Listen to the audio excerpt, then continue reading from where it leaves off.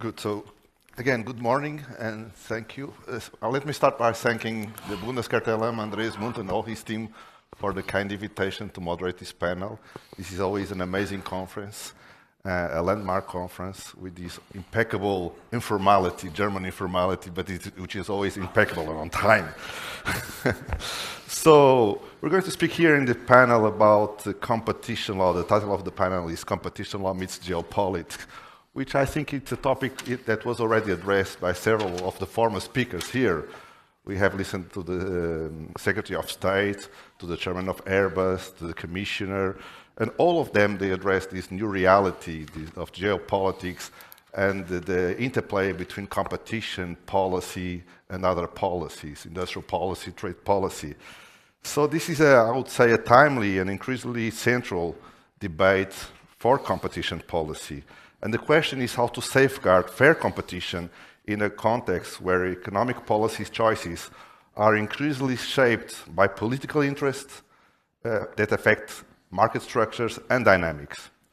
So the profound transformation of global markets is reshaping the stability we once knew. Competition policy is evolving in a context deeply shaped by technological transformation, geopolitical uncertainty, and trade tensions.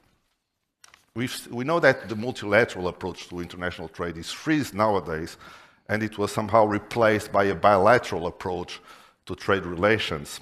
We also witness a growing position of trade barriers globally. So in this context, now we've seen the European Union pushing for new bilateral trade agreements, such as the one with Canada, with Japan, and a new one that was recently concluded, the agreement between the European Union and Mercosur, that has been concluded and that was already ratified by 2 Latin American countries, Argentina and Uruguay, and Brazil and Paraguay are on their way to ratify the agreement. This agreement represents a new opportunity for European companies to enter into a new market and to expand their businesses. And we're going to speak about this. At the same time, the European Union is focusing on strengthening its manufacturing base in strategic sectors. And just like tweaked the proposal of the so-called Industrial Accelerator Act, signal a clear commitment in that direction, encouraging European industries to expand their capacity and reduce external dependencies. So against this backdrop, competition stakeholders must work together in finding ways to navigate geopolitical shifts and keep fostering robust competition policies which are instrumental to promote economic growth. So today's panel, I think, will create a new opportunity to discuss all these topics. And I'm honored to introduce a stellar group of speakers to share with us their views and experiences. We have here Carlos Gomes, who is a commissioner at the Brazil's competition watchdog, CADE. He speaks Portuguese like I speak. Doris, Tshepe, she's a commissioner in the Competition Commission of South Africa, bringing more than 2 decades of experience in competition, constitution, and administrative law. Tomasz Deisenhofer, who also speaks Portuguese, that's why it's kind of a private joke, is a principal advisor for ex-post economic evaluation at DG Comp. We have Tomasz Chróstny, who is the president of the Polish Office for Competition and Consumer Protection, the WOKIK.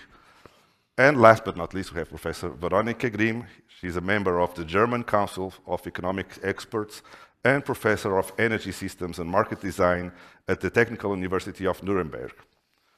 So we're going to speak how to balance open markets and talk and trade with industrial policy and resilience. And we'll also touch upon the role of international cooperation in this context. So I will start in my left with Tomasz Deisenhofer in order to explain the role of DG Comp in this context. So Tomasz, how does DG Comp see the European competition policy's role in the pursuit of greater European Union competitiveness and resilience, which are 2 keywords that came from the Draghi report and now are being implemented, I would say, by DG Comp? Let me know what's your view on this. Thank you, Nuno. Thank you, Nuno. Competitiveness and competition, I think I can be relatively short. I was reassured today to hear that there's a consensus in the room, certainly in the room, but also amongst professional economists, that competition is an essential driver of growth, productivity, innovation, and ultimately prosperity.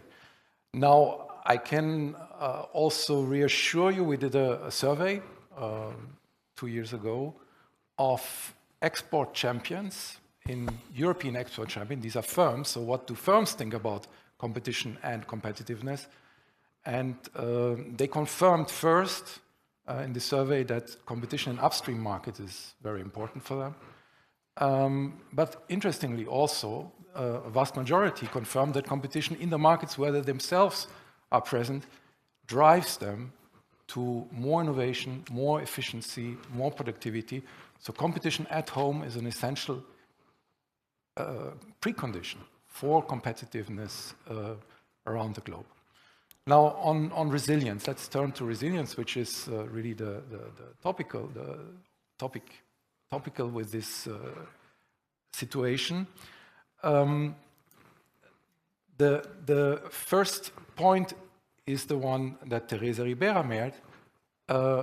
Competition cannot solve everything.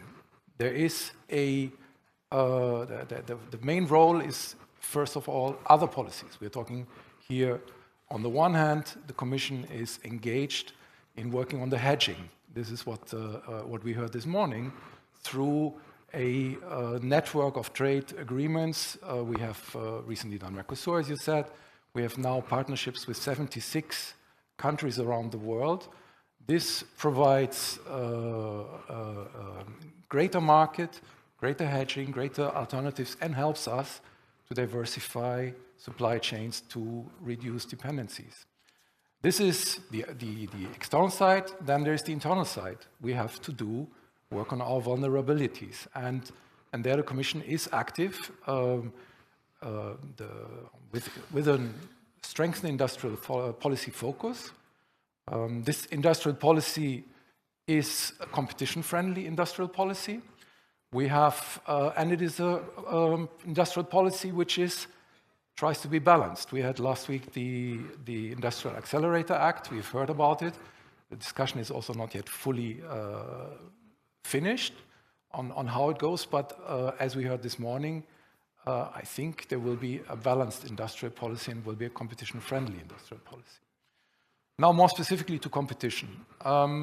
Perhaps one preliminary point which I didn't know and which I learned from a wonderful paper by the Spanish Competition Authority, I see Cunha here in front, on 22, on inflation and competition and inflation. And that is a point that there is significant economic research that competition is a good thing in times of shocks, in times of crisis. Competition is not a miracle cure to inflation or inflationary shocks, but it dampens them. Because if there are more options, if there is pressure on margins from competition, ultimately inflation perhaps doesn't go that high and perhaps it comes down faster. So it's very important that we preserve competition also and that we recall ourselves on this important role of competition in inflationary periods. Now, what we do actively is, I would mention 3 points. We do work on the single market. Resilience has also to do with either we have an open market or we have a fragmented market. In a fragmented market, shocks that come from the external side can lead to worse outcomes than in an open market. And so one of our enforcement priorities over the next years will be certainly to put competition enforcement in the service of fighting fragmentation. And we have antitrust cases ongoing and will continue to do those. A second priority is the FSR enforcement. Commissioner Teresa Ribeira mentioned it. We have done the first 2 cases in-depth reviews of mergers where there were foreign subsidies involved. We have gotten commitments. And the idea is simple, to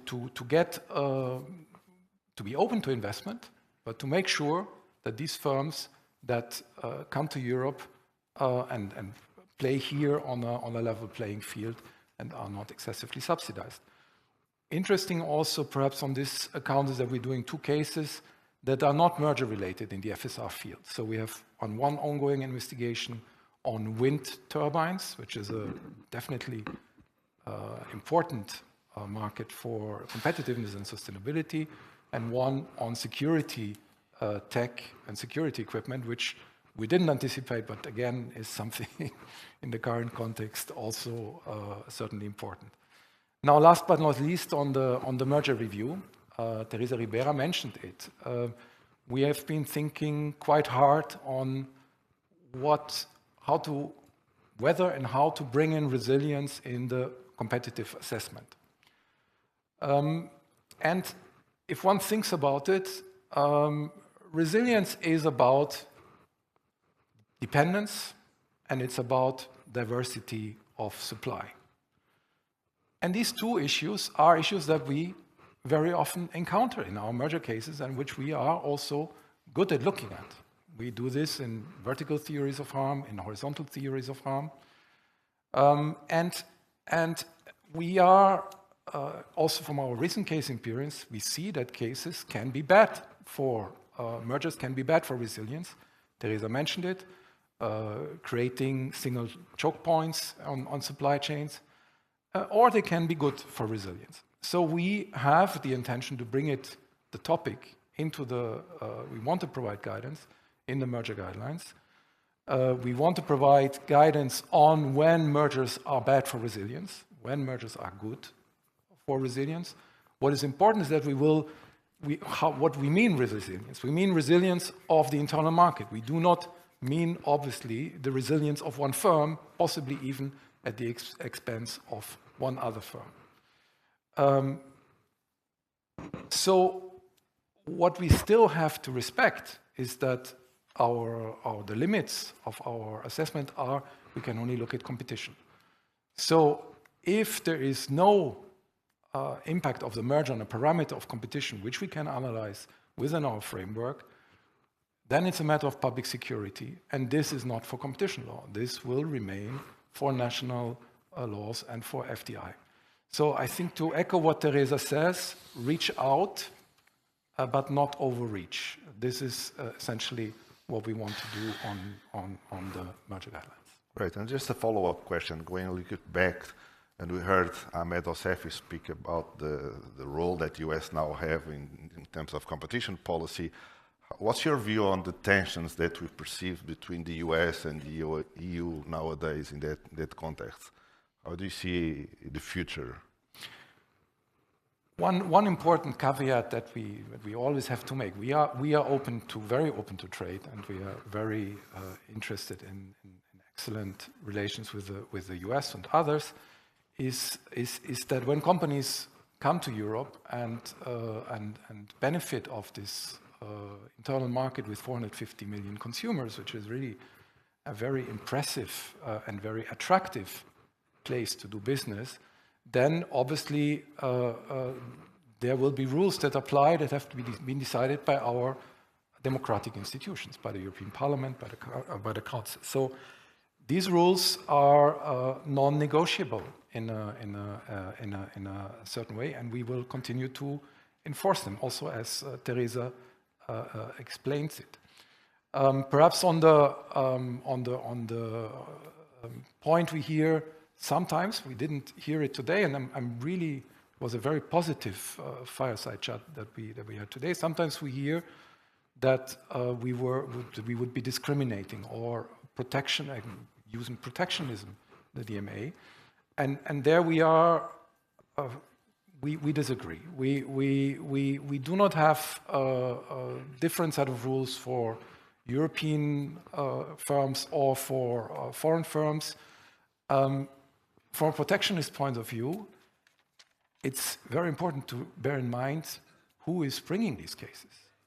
And in a third of our antitrust cases, complaint-driven, it's US firms, and in the tech field, it's 3/4. So we are protecting US firms in this. So I think to say that it's protectionism, we would disagree. What we heard this morning is interesting. These were 2 points on regulatory excessive regulation, and the other point was the point of ex ante versus ex post. I think it's very good that we engage on these topics. We can, on protection and discrimination, we think there's no point, but we can discuss. These are reasonable questions on regulatory overburden, and we are also concerned about this in Europe very much, and on ex ante regulation. But as Andreas said this morning, this is not a regulation which prevents businesses from going forward. This is not about building permits. This is enabling regulation, which actually is precisely designed to help the small challengers to the entrance to go against the big guys. So it's a very different type of regulation. And to speak of over-regulation, I think in that context is probably not fair. And the second point on ex ante, we have, perhaps in our defense, we always start with competition. Competition is a scouting, antitrust is a scouting tool where you discover new topics in new sectors and new things. We have started in 2004 with Microsoft. And since then, we have used competition tools to try to learn.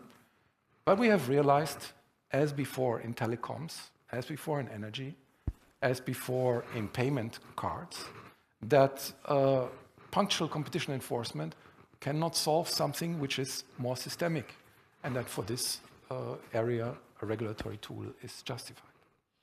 Right. Now, sorry, Thomas. No, just to conclude is we want to. So what Teresa said, we want to enforce the DMA, and our rules. We will do it according to the rule of law. We will do it in a non-discriminatory way, always. And that's very important. This is what Andreas also said. It will not be about calls. It will be about rules. And that in itself, we hope, makes Europe an attractive place to invest, because this is reliability and transparency. Right, I think it was a very important message that it brought us to us. Thank you. Now, moving back to geopolitics again, and now to Carlos, to Brazil.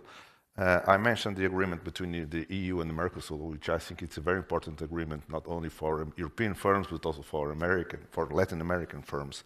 The Commission decided even to go to the provisional approval of the agreement, according to Article 280, number 5 of the treaty. So what's your view on the concrete impact that the agreement can have, namely in terms of the competition policy in Brazil? Hello. First of all, I'm very grateful to be here and be invited by the Bundeskartellamt to make this approach. The EU-Mercosur agreement, there's a partnership of a free trade agreement, reduce barriers and foster conditions for companies to compete on the merits. It was signed on January 17 of this year, after 25 years of negotiation. It's a good example of how trade and competition policy can go hand to hand. It's because the EU-Mercosur Partnership Agreement contains a dedicated chapter to competition law and policy. The content is broadly aligned with the FTAs worldwide, as well as most concluded between CADE, our Brazilian authority, and foreign competition authorities. Free trade agreements are open markets, aim to open markets by removing public barriers and trade barriers. As you can see, and this agreement eliminates tariffs on more than 90% of bilateral trade. And EU and Mercosur together account for 30% of global GDP and more 700 millions of consumers. 700 millions of consumers. And therefore, removing public barriers, and this facilitates access to new markets, and therefore expected to increase competition and delivering benefits to consumers, and overall economy, such as lower prices, greater choice, improved quality. An effective competition regime is essential to ensure that the benefits of liberalization materialize. In fact, it makes little sense to open markets if private actors are free to engage in anti-competitive practices.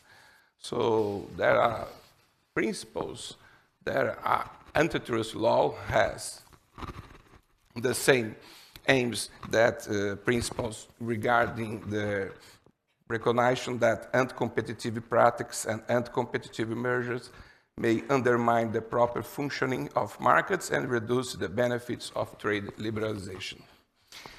The chapter seeks to ensure effective competitive regimes and to strengthen cooperation among our competition authorities, enable them to address potential anti-competitive practices within the agreements market more effectively. And there are some updates. Brazil Parliament has approved it, the lower chamber on February 25, and the Senate last week on 4th March. Also Argentina, also Uruguay approved it. Now we are standing on Paraguay Parliament. That is need to be approved at the Paraguay Parliament, and we are expecting that.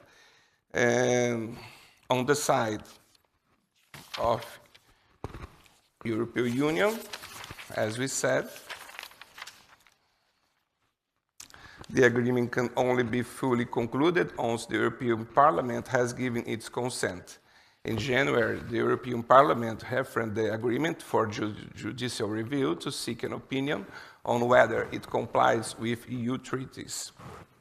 This procedure may take between 18 to 24 months.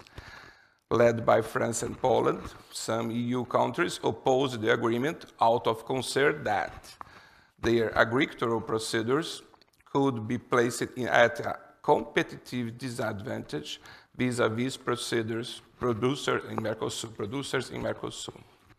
However, the European Council has empowered the European Commission to provisionally apply the agreement once it is ratified by the first Mercosur country. That is the case of Brazil.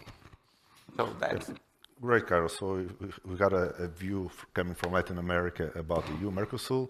Now moving to Europe, Veronika, we've witnessed in the last 10 years a new generation of free trade agreements that started with the agreement with Canada, and now it has been expanded worldwide by the European Union. What's your view about the role of these new free trade agreements in the context of competition policy within Europe?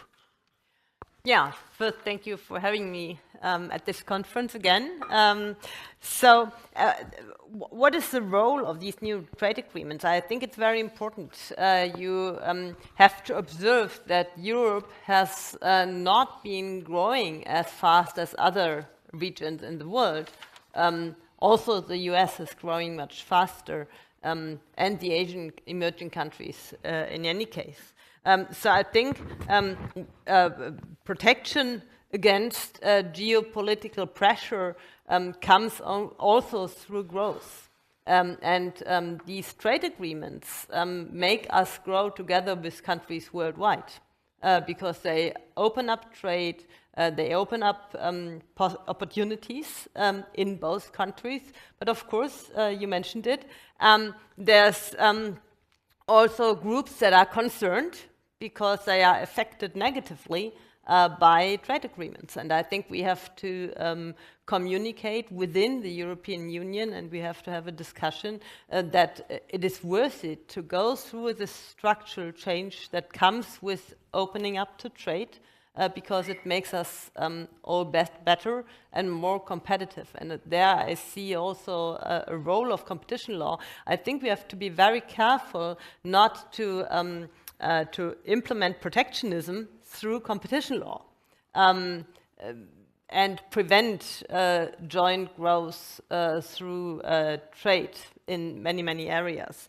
And I think this is valid when it comes to trade agreements worldwide, but it's also valid when it comes to European integration itself. There are a lot of mechanisms that are establishing barriers to trade. And if you compute the tariffs that would reflect these barriers to trade within the European Union, these implicit tariffs are quite high, even within the European Union. It's around 40%, whereas in the US, among the US states, it's only 16%.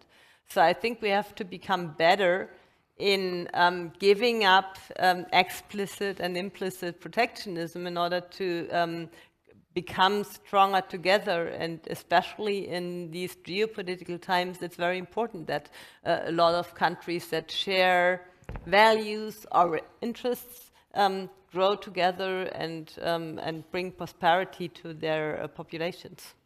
Great. So now moving to my national peers, I would say, so starting by Poland, by Tomasz.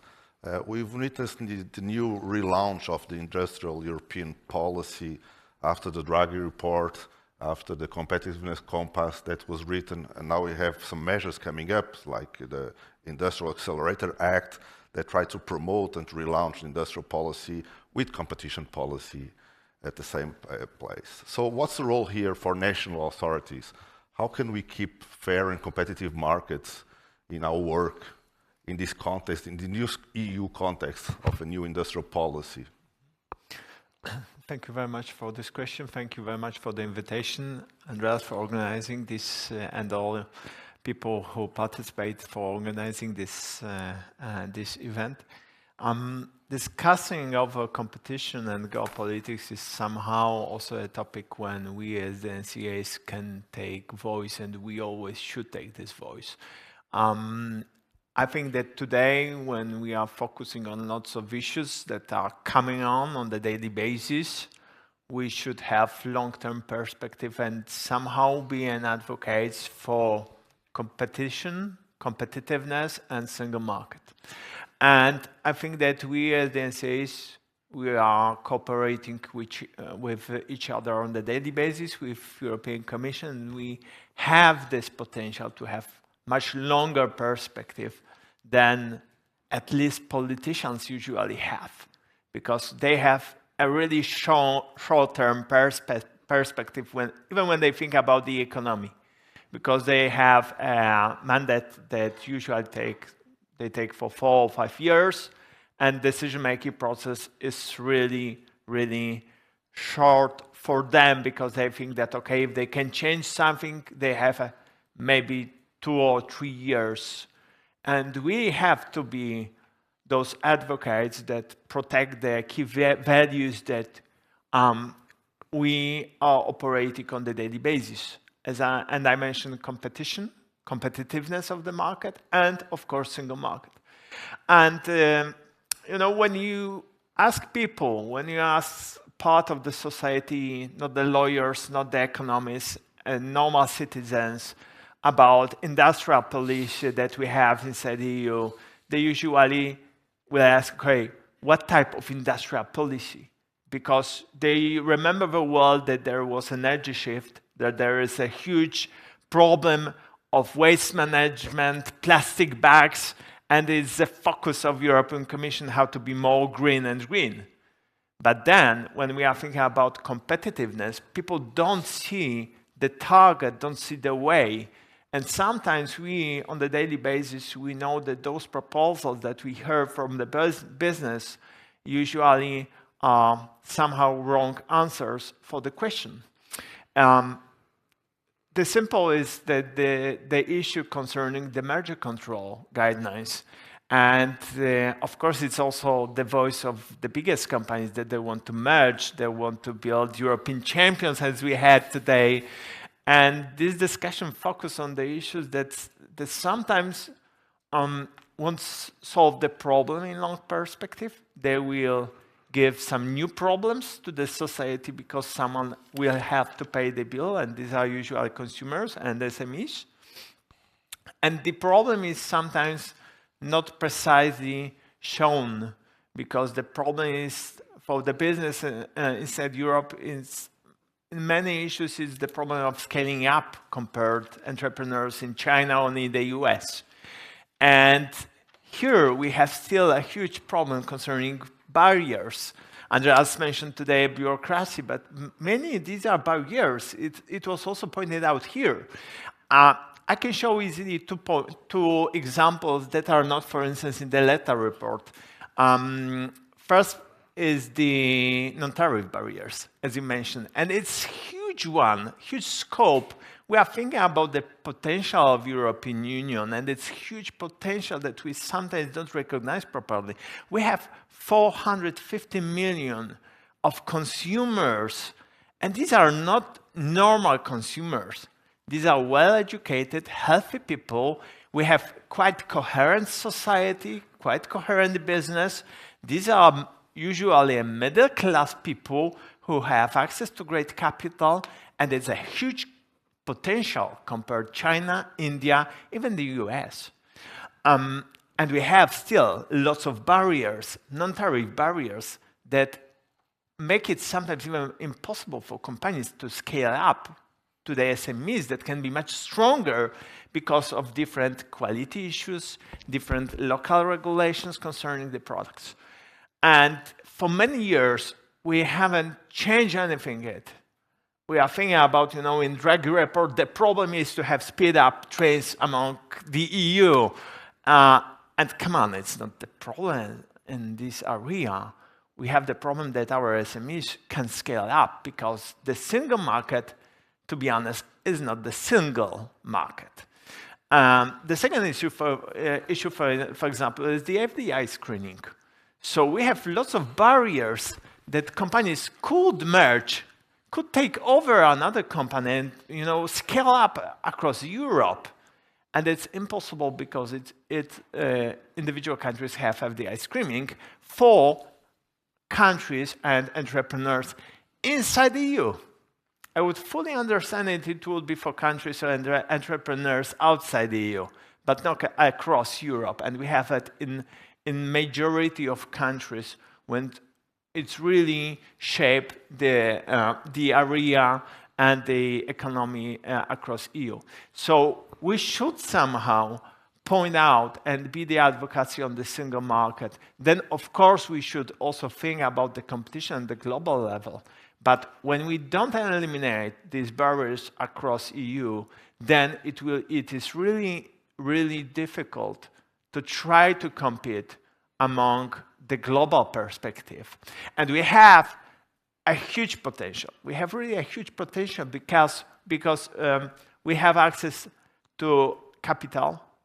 If you remember well, it's almost financial assets among EU are mainly 90 trillion euros across different financial institutions. We have still a potential across savings, even household savings. The level of investments is really a small one.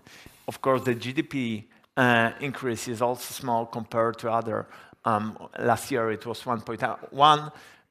When we compare to China, it's 5. To Russia, 4.3.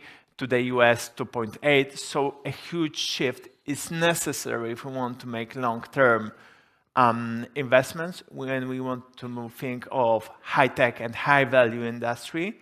And we should be those who point out that the problem are mainly not the regulations. It's not the competition where is the problem. The problem is that we don't have long-term strategy. We want to solve problems in a bad manner, that they will create new problems. And we should think about those strategic values that we have. So it is competition and competitiveness, and a huge, great single market that still gives a great potential for develop and for scaling up European companies and entrepreneurs. And then I think we should get back to the topic of European champions, not before. Yeah, I think there's a joke that says that the European Union is very good in planning, but not in executing. I think it wraps up here. And we are really great when, when there are some troubles, when there are some even global problems, and all the politicians are, trying then to show off and how they are executing and helping out to the entrepreneurs and the society. But the problem is that in the US, we have short decision-making process. Good or bad, we can discuss, but short one. And then we have access to huge capital. The same is in China. We are not good at making decisions first. It's true. But we still have a huge market and access to capital. It's not risk-oriented, but it has also some advantages. But we have to bring it up and think more long-term perspective about industry and how to cope up with the single market, the true single market that we should expect as the citizens.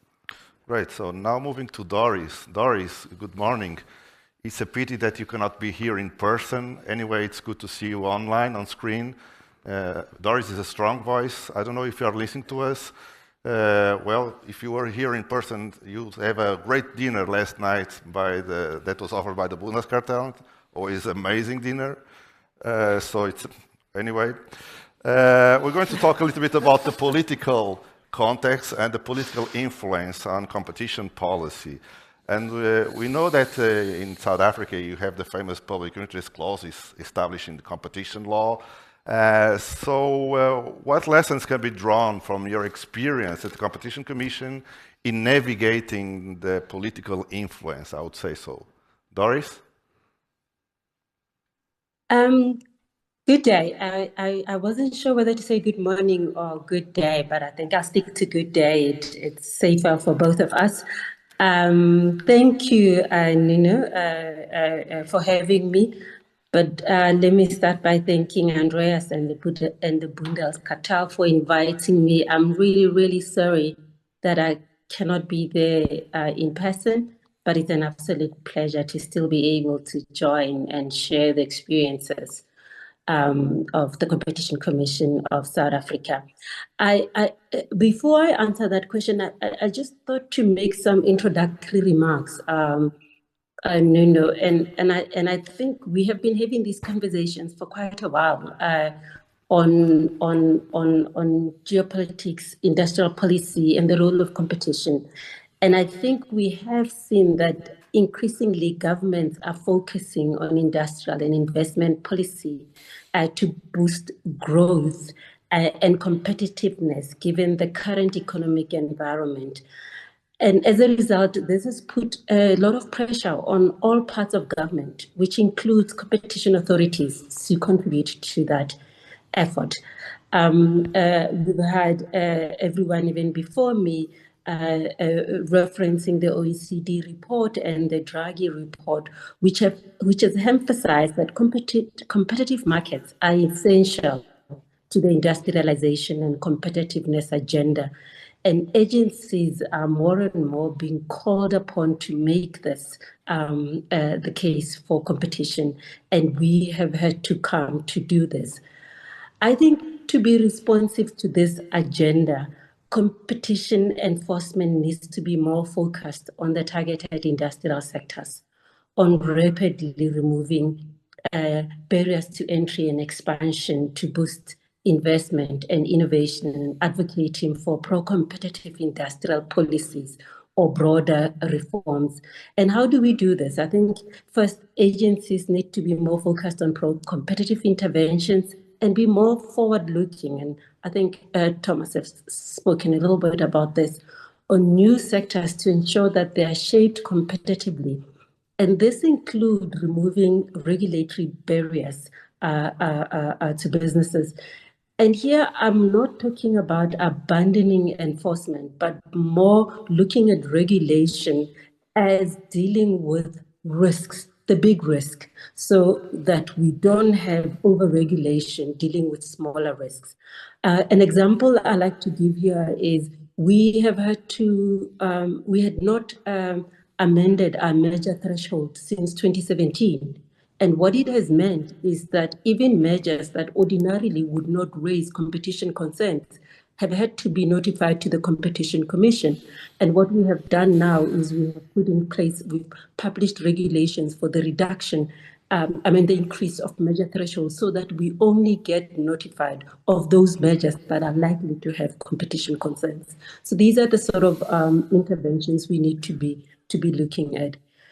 Secondly, I think I heard Tomasz saying we are not known to be quick in our decision making, but there is a need to respond more rapidly, to remain relevant in a more dynamic technological and global economy. And I think we need to find ways to make sure that we do so. And I think, thirdly, I think agencies need to work far more closely and collaboratively with other parts of government to ensure that all the tools that we are using work towards the same objectives. Prioritization and agility are not the only ways. Here, and I'm going to speak a little bit on South African competition law. We've sought to incorporate, whilst these are referred often as public interest, they mostly speak to those broader economic objectives, and we have had to include them in our decision making because they're explicitly included in our law. For instance, in measure regulation, South Africa has included in the Competition Act consideration of the ability of national industries to compete in international markets and the development of a particular sector or region. Other African countries and developing countries have similar objectives in their law.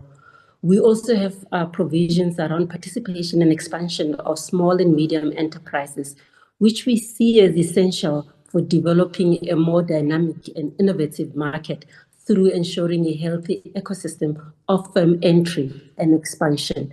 And we think these are not mutually exclusive to competition, but in fact, they reinforce dynamism and innovation in these markets. The formal inclusion, in our view, for a more evidence of these policies allows for a more evidence-based approach with clear principles set out in the competition law rather than lobbying of politicians. So I think what can we learn? I think the first lesson is this objectives needs to be set out clearly in legislation. And the second thing I think for us has been institutional design and accountability. So the Commission is the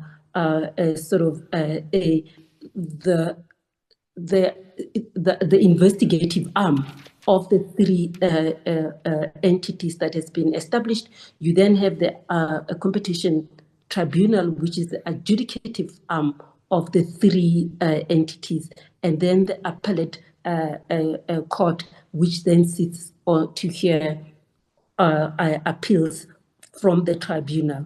This separation of the investigative and adjudicative function reinforces the credibility of the system and ensures that decisions are tested through transparent legal processes rather than political channels. And I think finally, from my point, is that transparency plays a crucial role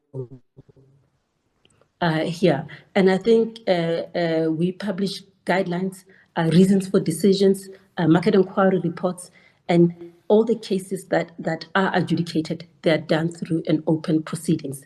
And I think this transparency helps ensure that decisions are understood as the outcome of legal economic analysis rather than political influence through the way we make these decisions. I think I'll end here, and I hope that answers your question. Thank you. No, thank you, Doris. It was clear enough, and it was great to learn from your lessons in South Africa. Time is running, so I would ask in the second round your opinion about international cooperation, but I would ask the panelists to be shorter in their answers because we have lunch after and people are already starting to starve, I would say so. So for the sake of our health, but also we want to learn from your views on international cooperation, and starting by you, Tomasz, and the views of DG.com. How can international cooperation contribute to sharing DG.com's approach, this new approach, I would say, on the interplay between competition policy and open international trade and resilience, and to building greater consensus across competition agencies? Thank you, Nuno. I mean, it's really not, it's it's not news, but I'm going to say that, as has been said many times, for DG competition, international cooperation is really of the utmost importance. And we attach great value to it. To bilaterally, multilaterally. Just on the bilateral side, Teresa signed an agreement with the UK on 25th of February on cooperation. We have now 7 cooperation agreements on antitrust cooperation. But these are just agreements. What is behind those agreements is the daily cooperation on cases, which is really essential, the heart of the cooperation. And then there is the multilateral cooperation. And on the multilateral cooperation, in particular, on these issues during crisis and on the issues raised by crisis and by trade, it's important that we cooperate. And we have mentioned first the OECD. I will be short because you could talk just about the OECD work in this area half an hour. But there is work on inflation, there is work on crisis, there is work on resilience from 2025 at the OECD level. So this is a key forum where we invest a lot, where the OECD invests a lot, where consensus is reached. It is surprising, the consensus in the competition world is strong. Compared to other policy areas, is really strong. Global consensus is very strong, and that is due to this multilateral cooperation in the OECD. There is multilateral cooperation in the ICN, special work also on trade, and I think the advocacy working group. There is what's very close to our heart is the ECN, the heart of our cooperation. You heard already today that in times of crisis, there was COVID, on Ukraine there were statements. So we're working together. And the general point which comes from this, cooperation is always important, but it's double important in times of crisis, because there we need to have speed and we need to prevent fragmentation. This is in times of crisis where fragmentation is even a bigger risk than in normal times. And we need more cooperation when we have disagreements. So the more tensions we have, the more we need to speak to each other. And I was really very positively, it was very positive to hear today the commitment of the DOJ to speak bilaterally, to speak multilaterally. We've always had disagreement. This is not news. I mean, for those in the room who are a bit longer in this business, we often have disagreement, but what is important is to talk. And the more disagreement, the more talking. Right, you mentioned 2 organizations, the OECD, which is an important role in terms of the international consensus, and the work that they've been doing in competition policy is amazing, and also the ICN. And I'd like to pay tribute to Andreas Mund's role in the ICN, without whom the international cooperation would not be at the same level as it is nowadays. So we all know the role that Andreas Mund has had in the past and still has in terms of promoting international cooperation in the context of the ICN, and we have to pay tribute for that. Now, moving to Doris, you are in the same time zone as we are, so you have lunch ahead of you, the same as we want to have, but we'd like to know your views on international cooperation and how it has shaped the competition commission activity there in South Africa, Doris. Nuno, I think I just want to echo what Tomasz has just said. International cooperation has always been important, and it has become increasingly more important for a number of reasons, including those that Tomasz have raised. But also, markets have become more globalized and digitalized, and so many of the firms that operate in South Africa operate across multiple jurisdictions. And some of the most important competition issues we face involve multinational companies whose conduct affects several countries simultaneously. In such circumstances, cooperation amongst authority helps us ensure that enforcement is both effective and consistent. One area, obviously, in this has been measure control. Large cross-border measures often require notification in multiple jurisdictions. Cooperation has allowed us as an authority to exchange insights on market structure, theories of harm, and potential remedies. While each authority ultimately applies its own legal framework, these exchanges contribute to more informed decision-making. In a globalized economy where the same product or service design is rolled out globally, such as in digital markets, international cooperation remains critical.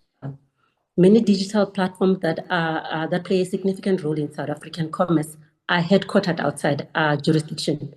Addressing issues such as platform self-preferencing, transparency of rankings, and access to data requires engagement with other regulators facing similar challenges. Through market inquiries and engagement with other authorities, our Commission has been able to draw on international experience while also contributing perspectives from a developing economic context. Inquiries into online intermediation platform and digital media markets have benefited significantly from these exchanges, particularly understanding how global platforms conduct affects local businesses and media sustainability.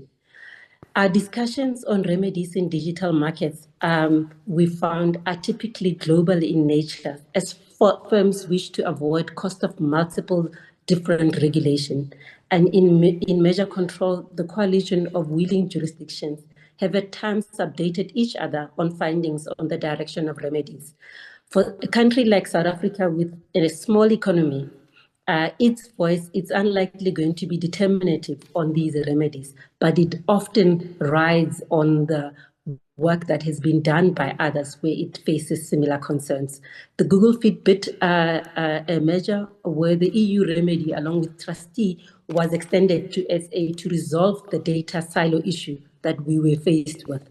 We have also found that first mover advantage of the EU through the DMA has often eased the path to agreeing a remedy with other participants where implementation of the EU remedy in South Africa with lower costs for the platforms. So, for example, in the media and digital platform, Google has agreed to implement past and future EU and US remedies on EdTech in SA to resolve similar issues. But perhaps my closing remarks here should be this, Nuno, is that I think there has been a shift to focus more on prioritizing purely national economic interests given the threats that are happening in the geopolitics that are happening in the world. But I think this threatens to undermine the role of multilateral institutions and cooperative global governance. And I think we should be very wary of such. It is important to highlight that even with some of its shortcomings, multilateralism has been the building block for mutual and shared wealth creation, lifting billions out of poverty and for resolving geopolitical disputes. I think at this point, countries need to stand firm, including authorities, in their support for multilateralism. Competition policy will not be immune to this, as global cooperation is often needed to tackle truly global market issues and common threats to competition.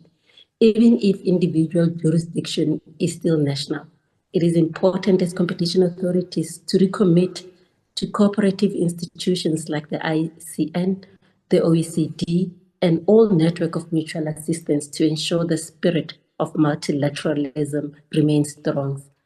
Attempts to weaken this, I think, should be resisted by all. Thank you.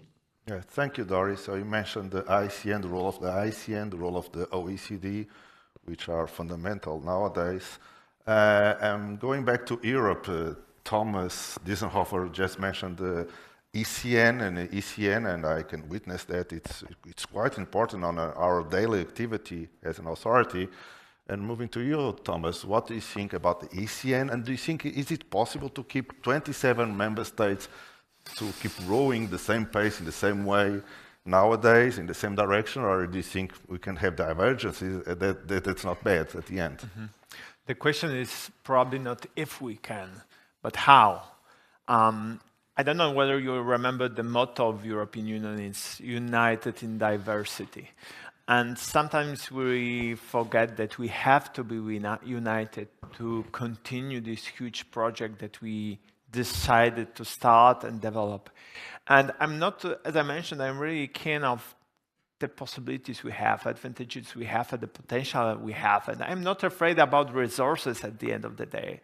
I'm afraid of lack of coordination and strategic focus. And I think that our role to in the place of coordination is absolutely crucial. We fully cooperate, and it's something absolutely positive among national competition authorities, and of course also we cooperate on the daily basis with European Commission. But we have also bodies like ICN, we have bodies like OECD, when we can discuss different frames, we can discuss different environments, we can learn from each other, but also understand each other's perspective. And it's something positive because then we can influence the market. And of course we are focusing mainly on the competition, but we should take voice over competitiveness of the economy. Of course, we can make it in different manner.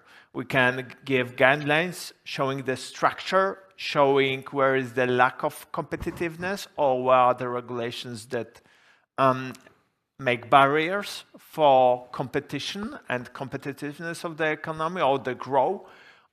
We should point out where there are the problems on the competition and where are the structural problems, and we have made it many times during the COVID and after the war in Ukraine started. And we should use these tools to help coordinate different processes, to point out where are the problems and try to be a part of the solution. And I'm absolutely the keen of the DMA, not only because of the ex-ante regulation and this possibility to influence the structure of the market and the regulations, but because it's at the EU level. Less regulations at the domestic level, more at the European level, but we have to understand each other very well in order to coordinate it perfectly, to discuss this perfectly, and then influence the whole process. So I believe this cooperation gives us huge positive impact, give us lots of advantages to understand each other, and then we can input it into the long-term strategy, into the long-term perspective, as we have it inside the bodies. And it's also something positive. Yeah, I fully agree with you. We are always learning from each other in this international forum, so I fully align with what you said. And what about you, Carlos? The role of CADI, we've seen a new geopolitics emerging. How does CADI steer in this new worldwide context? Yes, CADI remains fully open to dialogue and fully open to international cooperation with jurisdictions worldwide. Indeed, we have engaged with jurisdictions from across the globe, spanning Latin America, Asia, Europe, Africa, and Oceania. Just to mention recent cooperations in South America, Chile, Colombia, Uruguay, in Central El Salvador, and North America, US, and Mexico. And here in European Union, UK, and Norway. And worldwide, Australia, Mozambique, Russia, and Israel. Just the recent cooperations. Of course, Latin America is priority because geographic proximity and similarities among our markets. A strong relationship with our Mercosur counterparts, Argentina, Paraguay, Uruguay, and now Bolivia, it became part of the Mercosur, which a dedicated committee, which we advance discussions on competition-related matters. Another active example in which we have been particularly active in Latin America and Caribbean Competition Forum, co-organized by OECD and IDB, and since 2003, the forum has brought together officials and experts from across the region and beyond, include United States, Portugal, and Spain. And I said Nuno was last year in Asunción. I was. Yes. On an annual basis to share best practices and identify potential policy reforms in a regional context. We have also engaged actively within the BRICS framework, which has recently been expanded. Within this framework, we have a memorandum of understanding, organize a biannual competition conference, and the next one will be held in Brasília, the capital of Brazil. All of you are invited to come to Brasília, okay? And maintain working groups focusing on markets, pharmaceutical, food, digital, and automotive, as well as cartels. Our relationship with the European Union is also very well established. As I mentioned earlier, the EU-Mercosur Partnership Agreement will further strengthen this engagement. And in short, CADI maintains active dialogue with our counterparts around the world. We understand that international cooperation is key, particularly in the current context of increasingly digitalization of markets, where business practices are not constrained by geographic borders, and responses across jurisdictions must be coordinated. In addition, in a context of rising economic nationalism, international cooperation can serve as an important tool to ensure that industrial and trade policies evolve in a manner consistent with competition principles. And now moving to you, Veronika, taking into account the challenging times that we are facing, do you have any final word of advice how to create a common ground to move forward nowadays? Yeah, I think we have to expose ourselves to this interplay of competition on the one hand and cooperation on the other hand. I think we have to differentiate where really it pays off to cooperate a lot and where maybe we cannot cooperate with certain regions in the world. So it's not black and white. And this becomes very clear if you think about global public goods, like climate, like issues in health and demographic change, which affects almost all countries in the world very heavily in the upcoming years. It comes also into play when it comes to peace, which will be much more difficult. But for example, in climate change and climate protection, I think there is a lot to do and a lot to cooperate worldwide. Just think about all the clean tech technologies from China that somehow threaten us because we think, oh, that was what we wanted to export to the world market, and now they are very cheap and technologically very advanced in providing clean tech to the world. I think there might be also a case for cooperation and for benefiting from their expertise on many, many levels. I mean, one could foster projects in climate change to help countries grow on the basis of renewables instead of on the basis of fossils. And there should also be more thinking about the exchange of students. I think a lot of technology transfer to China was taking place because they sent their students all over the world. I mean, they didn't really steal technology in many realms, but they also sent their students to our universities, to the American universities. We don't. We always thought, it's not something that we should do strategically, but I think we should. I think there are a lot of countries worldwide where our students could benefit a lot, where exchange could pay off, and where also the attitude and the mindset that comes to the European students could be very beneficial when it comes to speeding up things in the European Union. Yeah, maybe we should expand the Erasmus exchange program, not only within the EU, but also to China. So that's a good proposal at the end. Why not? Well, I think taking into account the topic that brought us here, the panel made excellent suggestions, brilliant answers. So I think it was very fruitful, very thoughtful discussions that we had here. So please join me in a round of applause before your lunch.